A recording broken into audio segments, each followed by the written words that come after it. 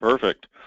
Well, Paul, let me just introduce you briefly, and then we'll kind of let you take it away. Again, sorry, Okay. folks, we got started late, but I just hit the record button. Again, this is Dan Ritchie, your president of the Functional Aging Institute, and Paul was one of our original board members. In fact, we were really excited that he was willing to join our board. Paul's been running Age Performance now in Salt Lake City for, I believe, over 10 years. Yeah. But you can correct me on that, Paul, if I'm wrong. And Paul's going to take us through some of the things that he does with his clients, specifically for training for power. And I really asked Paul to kind of focus in on folks over 70 because I know he's got a little bit older than average clientele than probably many of us out there. So, and if you've got questions, feel free to kind of pipe those in as we go along, but we probably won't get to them to the end. But if you have a question you really want us to answer, we'll try to make sure we answer it before we're said and done. So Paul, take it away. Great. Thank you, Dan. I really appreciate it. This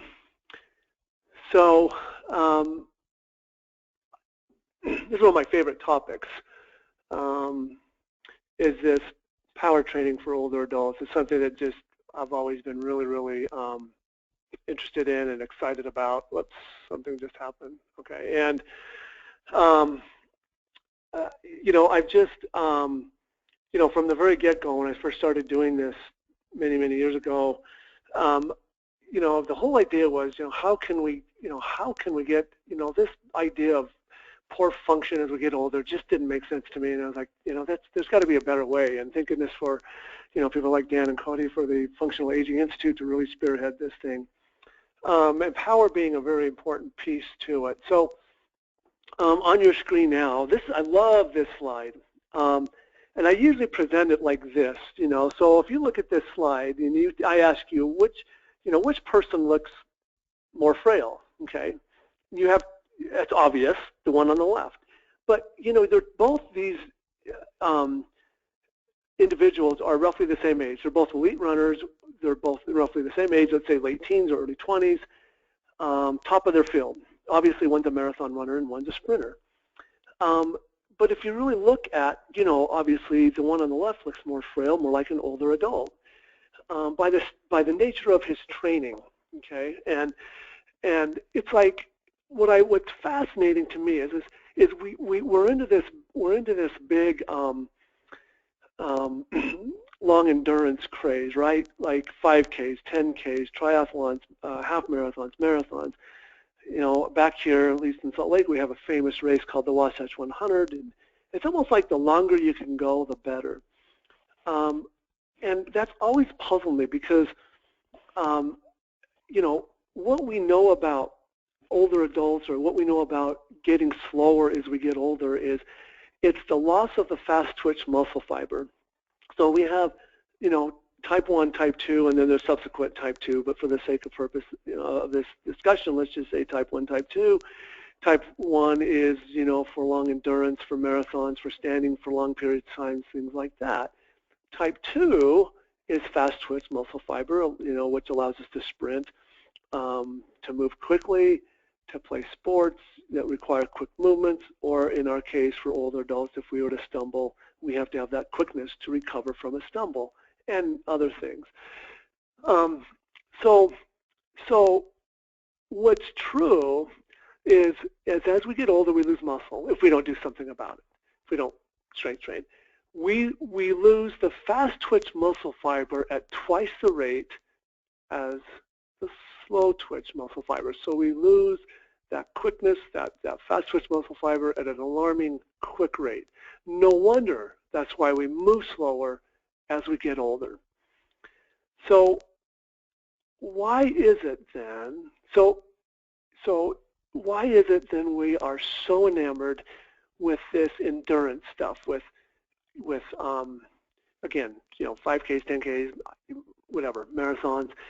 Because so when I do presentations, I often, and if I go to a lecture or whatever, I feel like sometimes I take the extreme, I take the other end of the spectrum, and I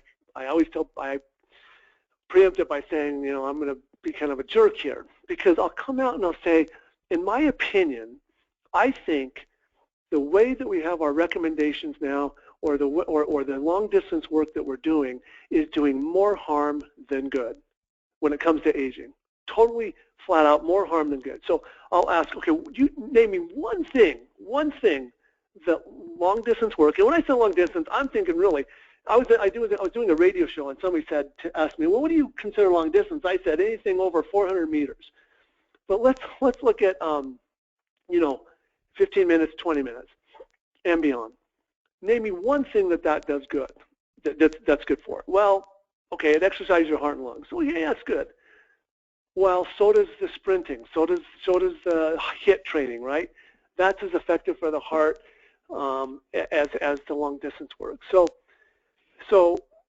and then they'll name off, well, it's good for bones. Well, so are these other things, and then they'll say, well, it's good for your psyche, your emotional uplift. It's good for depression. Well, so is the other stuff.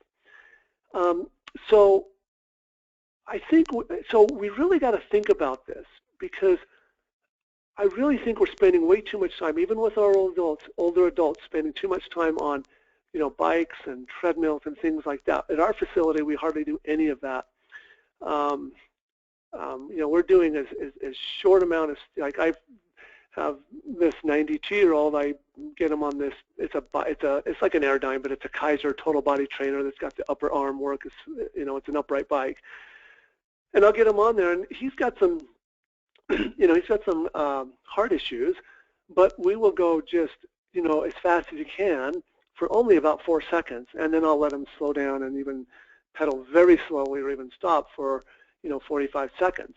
And then we go hard again really fast for 4 seconds. So he's really not putting stress on his heart, but enough to get that cardiovascular benefit, but then we're also making sure he's getting that quick, fast, explosive movement.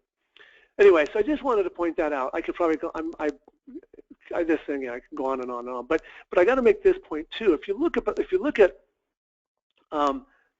our development as we're young, so we go to grade school, and we play tag and chase the girls, and it's this start-stop action. We go into middle school, we play intramural sports, or go on the playground, or hopscotch, or whatever. It's this start-stop work. Go to high school, take PE. It's usually the start-stop quick action, unless we go on and do cross-country work on the track and field team. Most of us don't go on to play college sports or professional, but we go to school, and then we sit and we study, and then we go to work, and we sit more, and we study. We notice we're getting fat. And what do? We go and we do exercise. We do this long distance work. And I'm like, how did that happen? How did we get into this big long distance kind of craze? This, get on the treadmill or the bike or whatever for 20 minutes. It's just something to really think about. And it's a very difficult concept, I think, to really change, because I really think we need, with our program with older adults, is to really watch what we're doing with that and really change to doing fast twitch, as much as we can. Power training, quickness to develop that fast twitch muscle fiber. I don't think the two mix. And again, I don't know for sure. I think there's got to be more studies to determine that. So let's move on. Okay. This is a kind of a slide I got from Dan John, and it shows, he talks about strength being the glass, right? Strength being the foundation.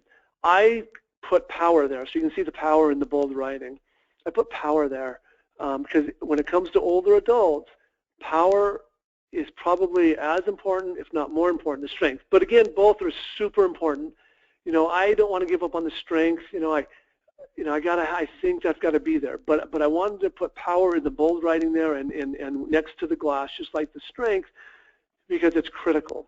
It's just critical as you'll see as we go along. So everything else that we work on, the flexibility, the balance, the speed, the breathing, reset drills with body rolls, mobility are things that kind of go in the glass, after we've really worked on the power and strength. Because, when you work on strength and power, all these other things come into play anyway, right? So I improve strength, I'm going to improve my balance automatically. If I improve my strength, I'm going to improve my flexibility automatically. If I improve my strength, I'm going to improve my mobility.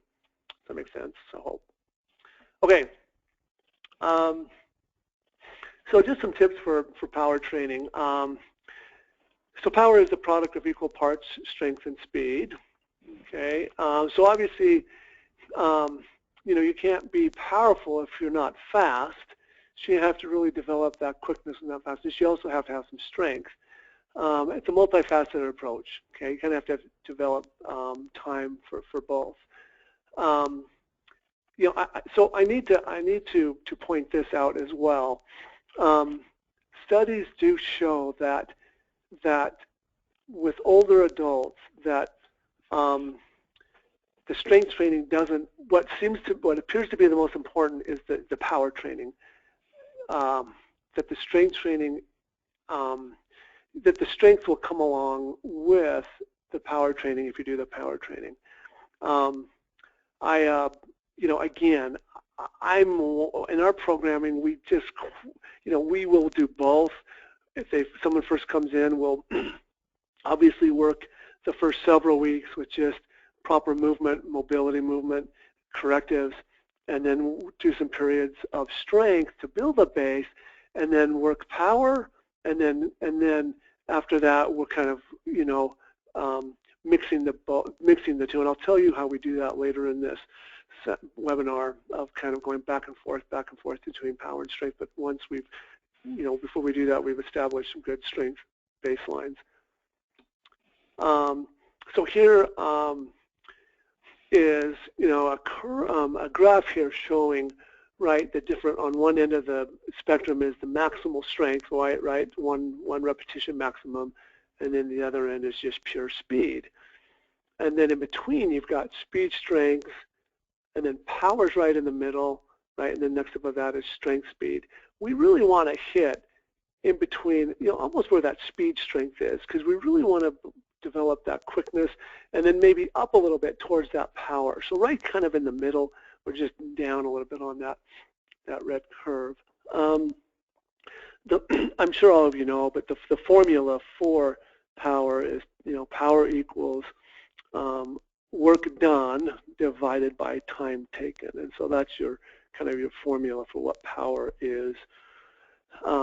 One illustration I use in our facility is we have the Kaiser functional and performance trainers, and so we'll do that movement where it's like a reverse wood chopper, but you're in a squat formation and you drive up real fast, and as you extend up, you're fully extending your arms as well. So at the very top, your arms are fully extended and your whole body's fully extended, but you're coming from a squat form, or a squat position, and utilizing maybe the rope, the tricep rope. And so maybe you can probably illustrate that. So to illustrate that sometimes with clients or with a class that I teach is, okay, I'm gonna put this on something really heavy, like for a Kaiser performance trainer, something heavy would be 35, 40 pounds, but I can only move that one time. And on the power readout, on the peak power, it may show only 200, a reading of 200, because I can't move it very fast because it's so heavy. Okay, so the readout is 200. Okay, and then I'm like, okay, well, fine. I need obviously to put some speed into this, so I'll take that resistance really light down to like 10 or 15 or something really light, but something I can go really fast. Boy, can I go fast with that lightweight? And I just really go real fast. Well, that readout shows again around 200. What's the missing ingredient? The missing ingredient is, right, the force, but also I need that velocity. So I'll take that resistance readout, up to like 25. Something that I can move really fast, but it gives me some resistance. It's got that force. Well, that readout then jumps up to like 1,200 or 1,100. And that's just like, that really is like, oh, okay, I get it. So it's got to be, you have to have that resistance there. Okay, I don't know if, yeah, so here's some movements and some exercises we do in our facility. And this is a hip knee drive, plantar flexion, plantar extensions. All right, and I like this. Again, now some of these don't have a lot of force with them, but just using your body weight, particularly with our older adults, the body weight is force enough. But I like this because it's teaching hip extension. Let me play it. Hope it plays. There we go. It's showing hip extension on that left hip, high knee drive, and then dorsiflexion on that right foot. So if I don't know if I can pause that. Well, I didn't go quite high enough, but when I come up to the top part with my knee higher than where it is now, my toe should be flexed toward my knee. That's important because we want to develop that dorsiflexion with older adults because that movement is important so that we have to learn to pick up their toes as we walk, and so that's an important movement to do. Now, what's precursor to that is all kinds of ankle mobility, right? Because we got to get our ankles mobile first before they may be able to do that. Now, also on this high knee drive plantar extension is that left foot is extending. Now it's doing it's extending, so it's doing the opposite of the right foot. But again, another piece, important piece or component to older adults. But again, it's safe, very safe movement to do. We do it with our, our over 70, 75 group and younger, it's a great move, developing speed and power. Next slide. Oh, fabulous move here. So, when we're talking about the 5 fundamental human movement patterns, the push, pull, hinge, squat, carry, this is just your hinge, okay? So the most powerful movement we can do with our body is the hinge, okay? That can generate more force than any other movement we can do in our body. Now, all athletes do that, right? Rotation is usually has got some rotational movement, like hitting a baseball, a golf ball, a tennis ball, things like that. But what's interesting is a lot of times when we think of power, we think just legs, but it's got to come from the hips. So when we climb stairs or come up from a chair, it's really coming from that hip extension and also glute activation, of course leg strength. But it's really, you've got to really get your clients to really think about glute activation, using the glutes to make these movements, also that hip extension. So this is, now again, we've got Howard doing this with some weight, and he's kind of coming up fast. That's fast for him, but you wouldn't want to start out with weight. You want to just do this without weight at first until they develop that pattern and then move up into weight. But, okay, again, I'm not going to have him, he's got back issues, this is perfectly safe, but I'm not going to have him kettlebell swing. I will have him do a pull-through swing with a cable, which I'll show you here in a minute.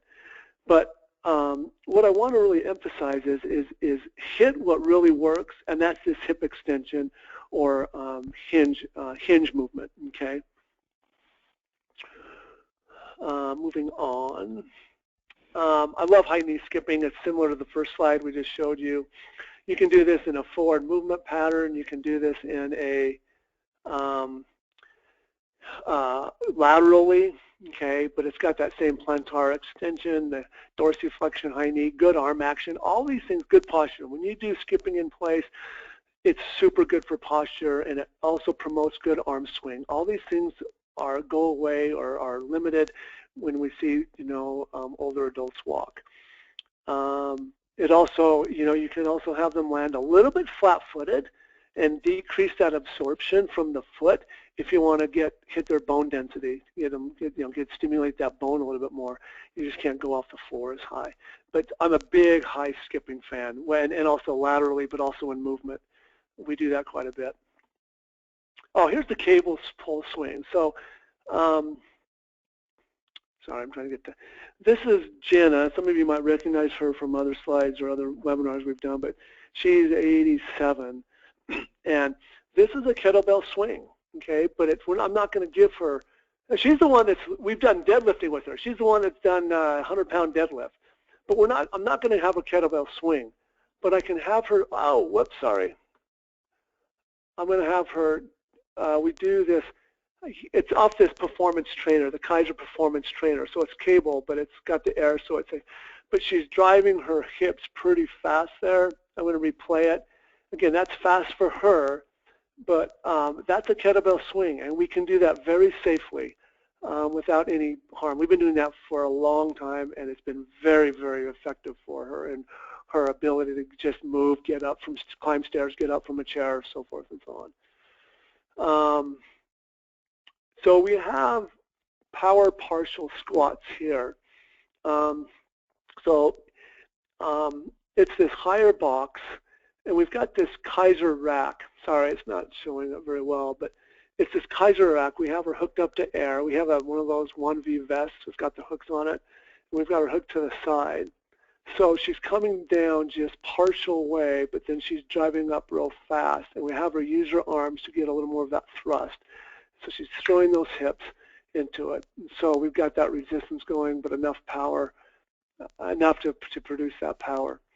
About how much resistance would you load her up with for that, Paul? Well, that's going to depend on what machine you're using, of course, what person. But we have her at on this power rack 12 to 15, which isn't very heavy.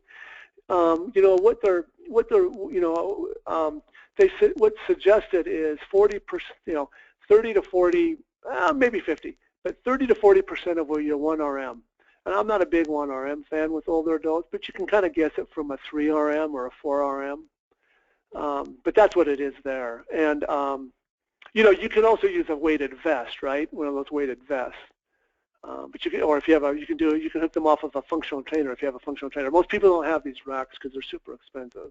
Not that functional trainers aren't. How are we doing on time, Dan? You're doing fine. You got about 25 more minutes before we get to questions. Okay, well, we're going pretty quick here.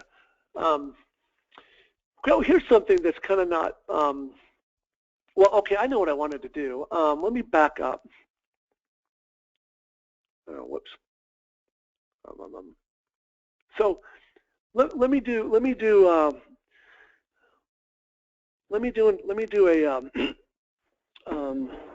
a demonstration with everybody listening that's at least sitting, okay? And so I'm kind of diverting here. So I want to go back. This is an important concept and something that will help illustrate this concept of the fast twitch and slow twitch muscle fiber. I call it the SPARK, S-P-A-R-K drill. So if you're sitting on a chair, sit on the very end of the chair. So your sit bones are on the very end. And cross your arms, and you're going to cross your arms, and you're going to just come up off the chair 1 to 2 inches. Okay, so sit and then lean forward, and then just barely come up off the chair 1 to 2 inches and hold, and then go back down, and then go back up for just 1 to 2 inches. That there's a little bit of momentum you have to get. There's a little bit of a spark. There's a little bit of initiation of that of the muscles and the motor neurons that have to kind of like engage to get that initial movement. That's what's lost as we get older. Because once you go past that 2 inches from that, sitting to rising to 2 to 3 inches, once you get past that, then it's just slow go moving, it's just strength. But that initial movement I called the spark, and that's where that fast twitch muscle fiber comes into play, just from getting up from the chair like you just did. Okay, now that spark also comes into play in getting up from the floor. Okay, I mean we have those sparks in a lot of our movements that we do throughout life, or getting up and down from the floor. So these are rolling 45s, or the beginning movement of the Turkish get-up. Okay, now Connie's going to do a few reps here. Okay, but now I'm like, okay, now Connie, so I have her go a little faster here now. So boom, right there. That's fast for her. But that initial movement there has got to be, I mean, again, when we first teach it, no, we do it slowly, we do it controlled, because we want that body integrity. We want both. But then I'll have her, okay, let's work on the power movement here of coming up fast, so that they get that spark, they get that training of the fast twitch muscle fiber on that movement on the floor, right? Because you need that to get up from the floor. So if we followed this movement all the way through, okay, from getting not even if it's a Turkish get up, but just getting up from the floor, you've got that spark in the beginning, and then you've got to get on your knee, and to transition to get to that knee, there may require some of that spark. But sometimes it doesn't. It just requires brute strength. So like once you're in that lunge position, that very beginning phase of the lunge position may require a spark, but once you go past that, then it requires strength just to get up. So there's a combination of spark or power movement and strength just to get up and down from the floor, or at least to get up. All right. So here's some recommendations. So again, like I said earlier, first thing we're going to do is do what we can to get the body to free up its movements, make sure we've got good scores on the FMS, corrective exercises, and then we'll do a period of strength training of maybe 2 to 3, 4 weeks to get a baseline, and then power. In the power phase, anywhere from 2 to 3 times per week, 1 to 3 sets. The reps are usually lower. I think 10 is probably a little high. I think, usually around 5, 6, or 7 is a good number. Of course, the resistance is going to be lighter, probably 30 to 40% of 1 RM. And then there's going to be longer rest periods in between sets. And you want to get enough rest periods so that when you come and attack that next set, you can really be explosive. That's what it's about, is being really explosive and really fast and really just getting after that fast twitch muscle fiber. Again, I can't reiterate enough. We're just spending way too much time, too much on this slow twitch muscle fiber stuff. And I guarantee you, it's a hard concept to get. I mean, it takes some real thought to get over that, to think that through, or to to get accustomed to, like, oh, what are we really doing with this? Eccentric phase, yeah, it's a slow movement down. A lot of times, I talked about earlier about how I demonstrate with the performance trainer by going really heavy with that squat to full extension move and then really light. Well, we utilize that movement a lot, and we use that power readout, and so we'll use 6 repetitions at the most, because the other thing that power readout does is it gives us a percentage of what the peak power number is. So each repetition is demonstrated by 90 or 95 or 80 or 85. Well, we want each repetition to be above 85. Once that drops below 85, that means they're fatiguing and getting tired. We don't want their brain mapping that slower movement. Once they hit below 85, we're like, okay, stop, because we want them to leave their body remembering and adhering to that fast movement and mapping that out, so that they're not again kind of mapping out the slower movement. That's why we stop them if they drop below 85. We want to keep a higher force rate or higher speed rate. Okay, yeah, sprinting, again, anyways, that's just a fun picture I thought I'd put in there. We have the Huntsman Senior Games here in Utah. I think it's one of the largest senior games in the nation, down in St. George, Utah. It's coming up next Wednesday. And they get over 10,000 participants, which is kind of fun. That's it. I can probably go on, but we can open it up to questions. Yeah, let's do that. I'm sure people have some questions. Go ahead and start posting your questions. Gina had a question, Paul. She asked if you can tell us where we can find a mat like the one your client was standing on when performing the, she says the kettlebell swings, but I don't remember you showing us kettlebell swings. This one, right? I'm guessing this one right there? Pull.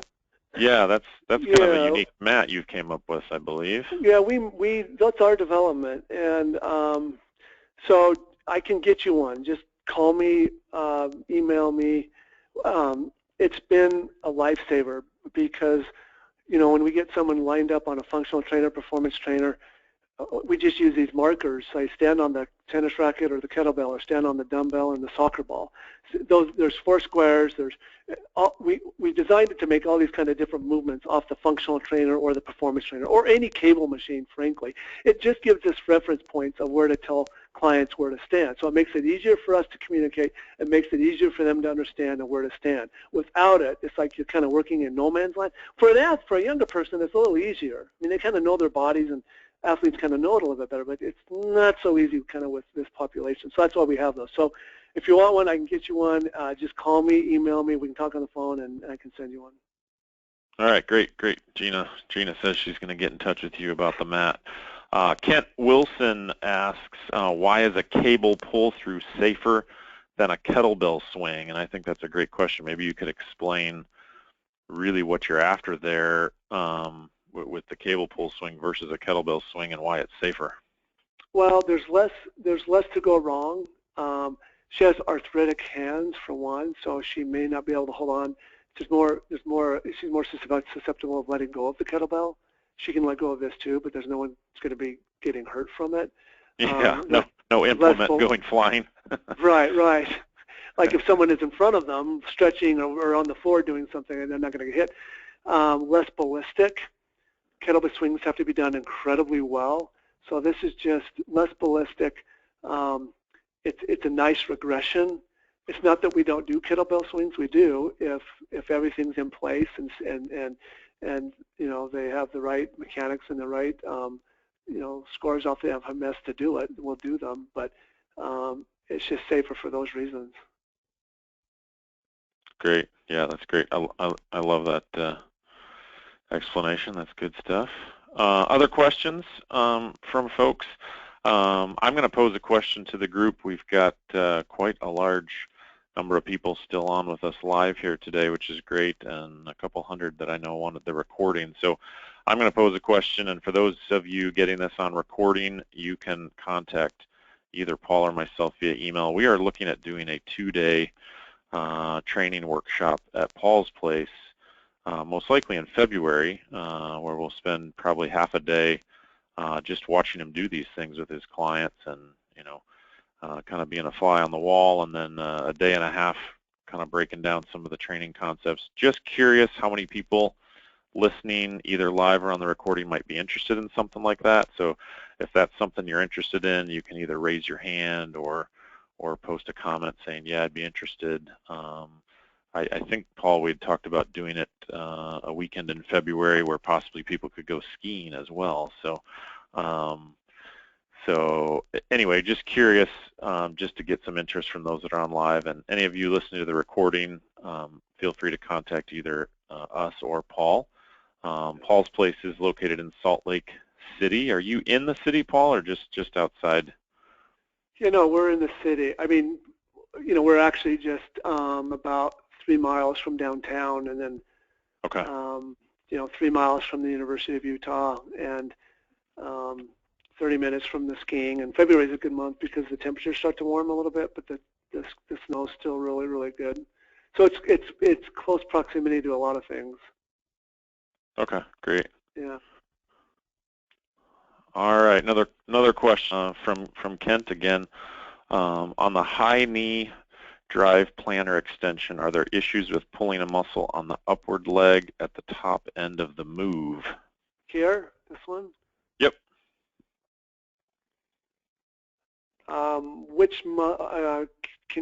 Is it which hip flexor or hamstring or quad? Yeah, I think he's just the upward, you know, obviously the upward leg that you're driving up. Is there an issue with pulling a muscle? I mean, again, with proper assessments, you can determine what that, you know, if they've got some tightness there. But no, we haven't had any issues with it. Yeah. Okay. Great. All right. Another cool question here. Looks like from Taja, but I'm probably butchering the name. How would you incorporate power training into senior group fitness classes? So if you were training people in groups, how would you incorporate that, Paul? Great question. So the way I would incorporate that is you can work with a large number of seniors doing that. One of the best things you can do is imagine just utilizing a really cheap piece of equipment called the floor, F-L-O-O-R, and having them get down on the floor and get up as fast as they can, and then back down and as fast as they can. I mean, that's a great move to do in a large group. I mean, sometimes it's so simple we don't even think of that. But you're using so much just from getting up from the floor. So that, and then the skipping movement is another good way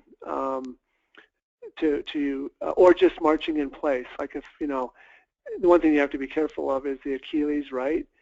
But just marching in place. So those three moves are really good to do in large groups. Okay, great. Can you scroll to your contact info slide again? A couple people are asking for that, so just leave that up while we answer some of the other questions. So Paul at ageperformance.com and then 801-467-6554.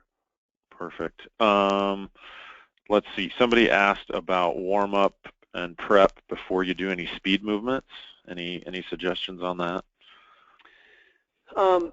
So our warm-ups consist, mainly of a lot of rolling on the floor, body rolls, and then hip lifts, hip flexor stretches. I mean, it's almost like we've morphed a lot of our correctives and warm-ups. Kind of, we used to be a lot more linear by going from this to this to this, but we've made it a lot more nonlinear, where we just get right into kind of correctives, but then also hip lifts and movements that are still exercise movements that can still be considered warm-ups. So we just hit the ball right, just off and rolling. And it's really made it much more efficient. Another thing we utilize is the agility ladder, because that's a good warm-up too. That's very safe as long as they have the balance and agility to do it. Okay. Paul Klein asks, do you have trouble getting some of your older clients buying in about the whole power training thing? Is there a buy-in challenge you have to deal with? Or do they just do what you tell them? No, they just do what you understand that. I mean, if there's a little bit of a hesitancy, we just explain, like, we just educate them, and they're like, oh. And so there's never really been a problem. And that's kind of what I mean is we kind of have to kind of rethink, and that's what FAA's done so well, is really helping to rethink what we're doing and how we're training older adults in a more effective way. So it's just education, but really hasn't been a problem. I mean, they hasn't been an issue really. Yeah. Okay. And you gotta, and it's also, coming from an authority. Like if you come from, they have a question and you come out and your presence is such that you're questioning, you don't come out as like a real authority and like with a strong presence of, no, this is what we're doing because this is what works. If you come out with a really nice assurity presence that way, they'll feel it and buy into it. But if you're hesitant and not even comfortable yourself, then that's not going to go well. Yeah, okay. Can you play the skipping movement video again real quick? One of the questions was somebody that wanted to see that again. And that's just skipping in place, right? That's skipping in place, but you can go forward. You can do power skips, which is like really accentuating the almost like bounding almost. And then you can do laterally, so just you got to be careful of that, making sure they pick up their feet before they try to move their feet before it's off the floor, obviously. But you can skip laterally, and then you can also skip flat-footed. Again, like I said, to create a little more stress on the bone for the bone density. Okay. Yeah.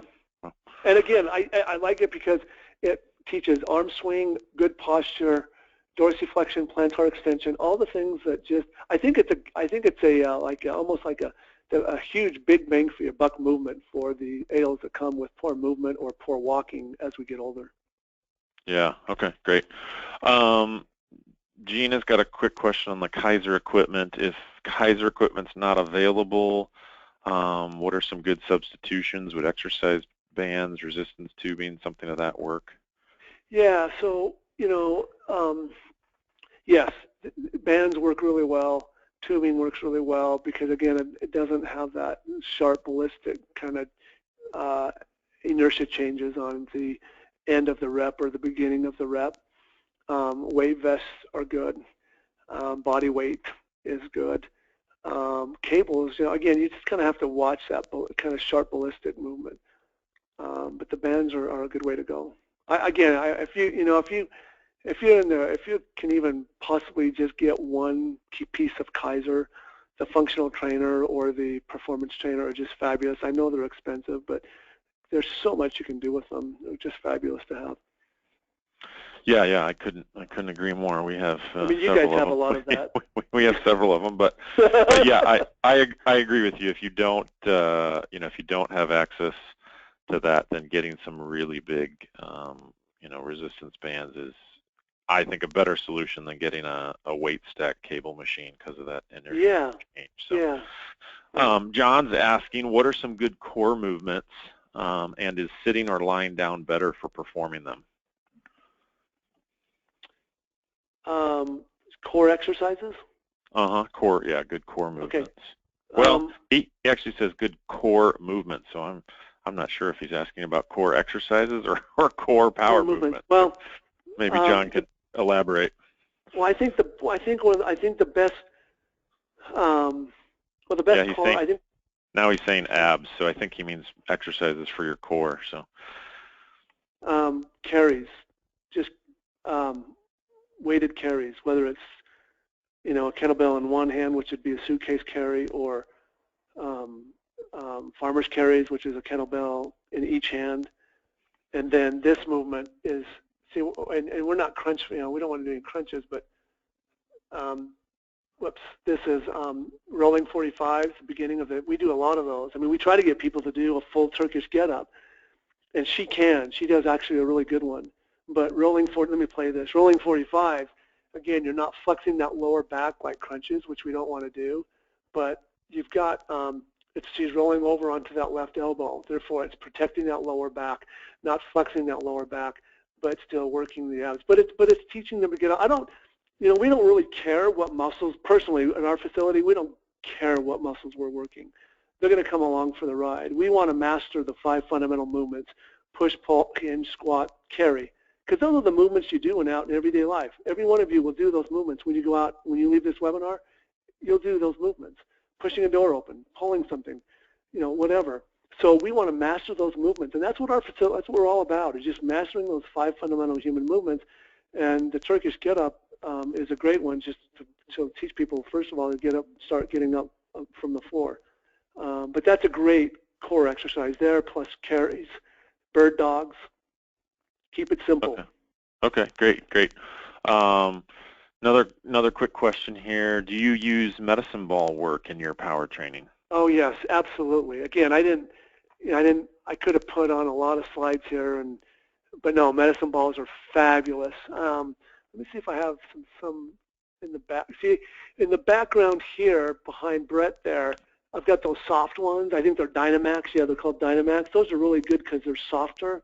And sometimes those hard ones with the little knobby things can kind of pinch their fingers or their knuckles a little bit. You know how you catch something, a football or something, and it kind of cramps your knuckle? Those tend to do that a little bit more. Those soft ones tend not to do that. So we use those soft medicine balls. And that big green wall there behind you, that's our medicine ball wall. So we do a lot of medicine ball work. Absolutely. That's a great tool to use for power. Because also, see, and then we have them, right, when they have to catch it, they have to resist that resistance and stabilize as you're tossing the medicine ball back to them, if that's a safe environment to do with them. Yeah. I love medicine ball work as well. We put in our new place a whole big concrete wall just for all kinds of different medicine ball throws. So, all right, last question before we let you go, and thanks again for doing this. Samantha has a question here on neuropathy, and she does say maybe this is a separate webinar for someone with neuropathy in the foot. Are these still safe and effective for the muscle fibers, even if only for muscle memory of the movement? I don't know what the research is on that, but it's like with every other condition that comes with our aging clients. Something is going to improve or going to be a benefit. If the actual ailment gets better and comes along for the ride, absolutely perfect. If it doesn't, all these other benefits will take place. So the answer would be do it. Yes. I mean, again, safety being number one priority and concern, but most likely, again, there's something about exercise in general that has a real kind of magical effect. I mean, that's why your facility is called Miracles, probably. It's like magic. Magic happens when the body gets stressed. So anyway, so that ailment will either get better a little bit, and if not, it stays the same, but all these other things happen that are good. That would be how I would. Yeah, that's great. That's great. Yeah, I would add to that people with neuropathy absolutely need power, and they need to be doing these things. And I would argue that most of these things are safe, though there may be some more safety issues. Obviously, if somebody's got total loss of sensation in their feet, the high knee skipping might be a little more challenging, but doesn't mean they can't do it. So. No, and they can march in place if they, right. And at least kind of just prop themselves on their toes. I mean, everything in here, all these sites are incredibly safe, perfectly safe. The kettlebell swings with the actual are great. I mean, you have your clients doing those. It's just you got to make sure that they've got the right mechanics to do them with all the joint processes are working in such a way that they're not going to get injured. Yeah. But that is one that's kind of on the spectrum of using with caution. Well, why don't you put your contact slide up again? I'm going to encourage everybody that's on here and that's grabbing the recording to blow up your inbox if they've got more questions. Okay. So they can email you at paul@ageperformance.com. They can certainly check out your website at ageperformance.com, and we will get together here pretty quickly on picking a date to come out to your place in February. So if people do want to spend a couple days learning from you and kind of everything you've done, I think that'll be a lot of fun. That'd be fantastic.